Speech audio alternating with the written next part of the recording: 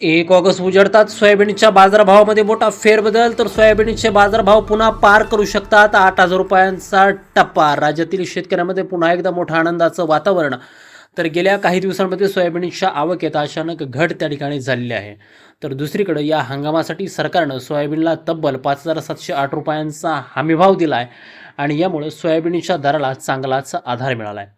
एकीकडे सोयाबीन तेलाची जी काही आयात आहे ती आयात आता वाढलेली आहे. सोयाबीनची जी काही निर्मिती आहे ती निर्मिती देखील मोठ्या प्रमाणावरती होत आहे आणि यामुळं जे काही क्रशिंग प्लांट्स असतील यांना चढ्या दराने सोयाबीनची खरेदी त्या ठिकाणी आता करावी लागत आहे. पोल्ट्री उद्योजकांकडून सोयाबीनला वाढलेली मागणी, सोयाबीनच्या निर्यातीमध्ये असलेला सोयाबीनचा वाटा याचमुळं सोयाबीनचे दर हे दिवसेंदिवस त्या ठिकाणी आता पुन्हा एकदा वाढू लागलेले आहेत.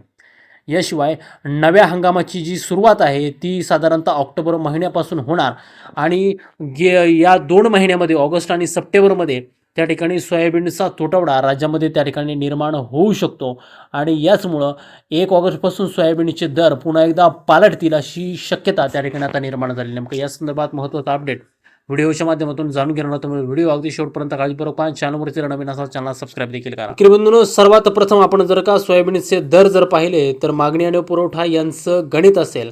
याशिवाय सोयाबीनचं लागवड क्षेत्र, पेरणी क्षेत्र किती आहे आणि जुना साठा नेमका किती आहे या सर्वच गोष्टींवरती सध्याचे दर हे त्या ठिकाणी अवलंबून असणार आहेत.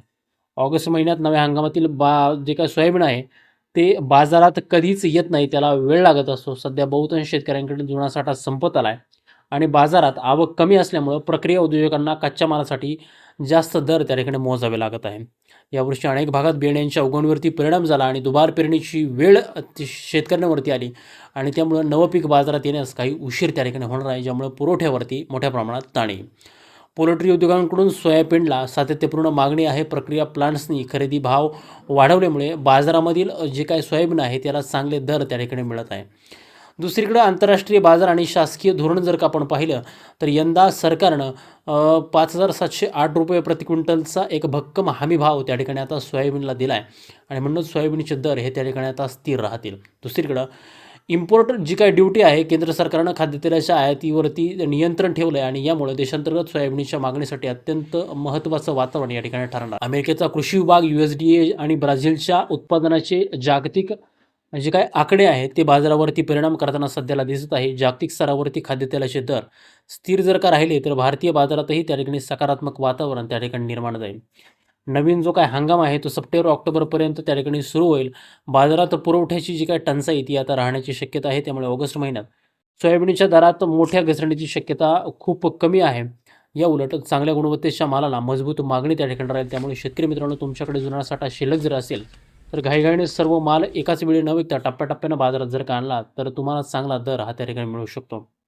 ऑगस्ट महिन्यात तुमच्या जवळच्या बाजारामध्ये सोयाबीनचे दर हे त्या ठिकाणी काय असू शकतील.